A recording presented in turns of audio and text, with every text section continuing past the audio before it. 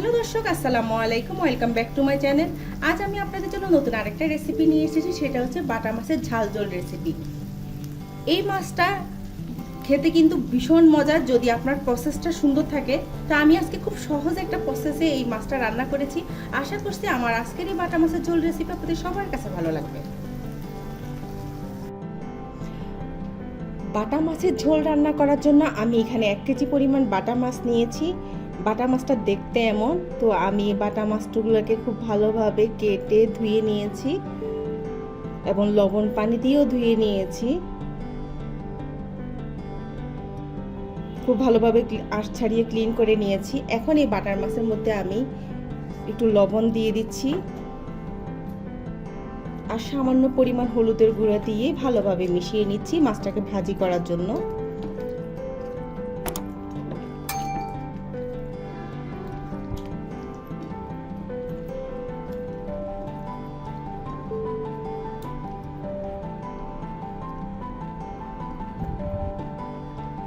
তো হলুদ লবণ দিয়ে মেখে নেওয়া হয়ে গিয়েছে, এখন আমি চুলায় চলে যাচ্ছি। বাটা মাছটা ভাজি করার জন্য চুলায় একটা প্যান বসিয়ে দিয়েছি। তেলটা গরম হলে আমি এখন মাছগুলো দিয়ে দিব।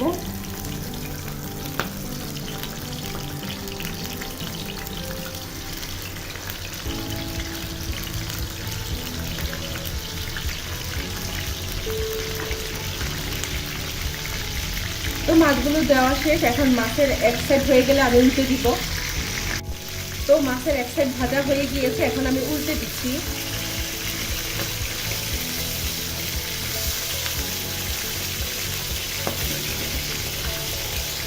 তো মাছগুলোকে উল্টে দেওয়া শেষ। তো এইভাবে উল্টে পাল্টেও বাকি সাইড আমি ভেজে দিব। তো দেখুন আমার মাছগুলো ভাজা হয়ে গিয়েছে। এভাবে লালচে করে আপনারা মাছগুলো ভেজে নেবেন। তো আমি মাছগুলো প্লেটে তুলে নিচ্ছি। তো একই প্রসেসে আমি বাকি বাটা মাছগুলো ভেজে নিব।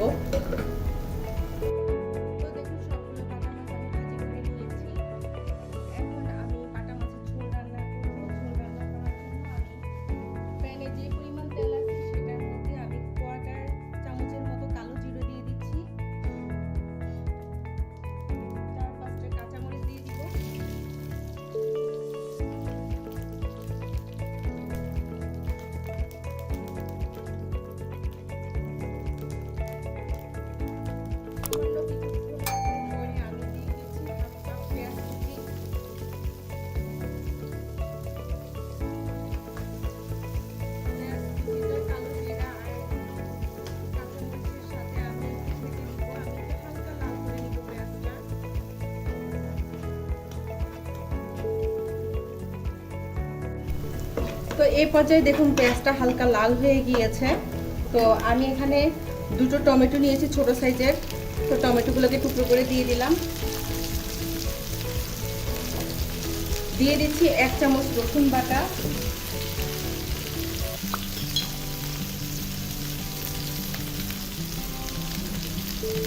হাফ চামচের মতো জিরার গুঁড়ো,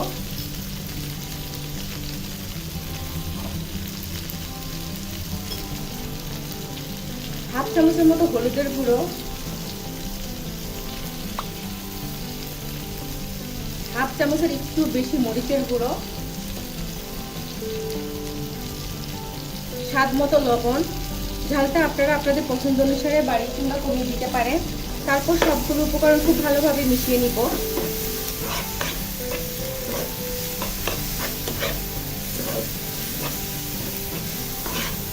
তো মেশানো শেষ, আমি এখন পানি দিয়ে দিব। তো এখানে হাফ কাপের মতো পানি দিয়ে আমি মশলাটাকে কষিয়ে নিব 4-5 মিনিট। তো চুলার আঁচটা মিডিয়ামে করে আমি মশলাটাকে কষিয়ে নিচ্ছি। তো 4-5 মিনিট আমি মশলাটাকে খুব ভালোভাবে কষিয়ে নিয়েছি। দেখুন টমেটোগুলো গলে গিয়েছে।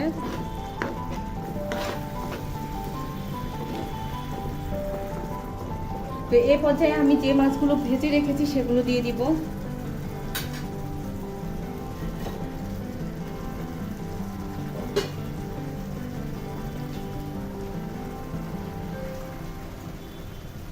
মাছগুলো দেওয়ার পরে হাফ কাপের মতো পানি দিয়ে দিব। আবার দিয়ে একটু নেড়ে চেড়ে মিশিয়ে দিচ্ছি।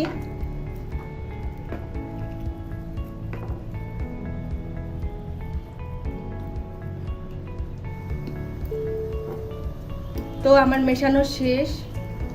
তো চুলার আঁচটা মিডিয়ামে রেখে আমি এখন ঢাকনা দিয়ে দিব।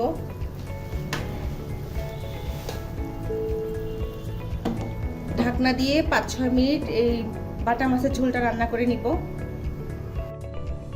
তো 5-6 মিনিট পরে আমি এখন ঢাকনাটা তুলে নিচ্ছি।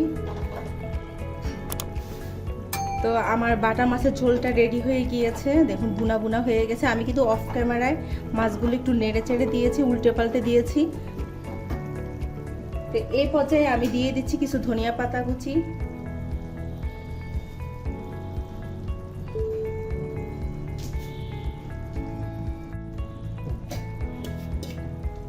তো ধনিয়া পাতা কুচিটা দিয়ে দিলাম,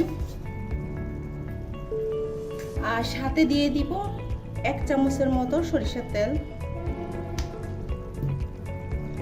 তো তেলটা দিয়ে আমি একটু নেড়ে চেড়ে দিব। এই কাঁচা সরিষার তেলটা দিলে খেতে কিন্তু ভীষণ মজা লাগে গরম ভাতের সাথে।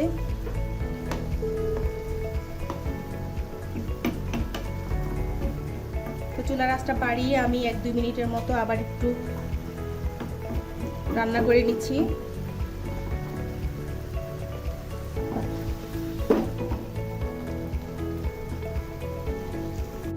তো আমার বাটা মাছটা রান্না হয়ে গিয়েছে।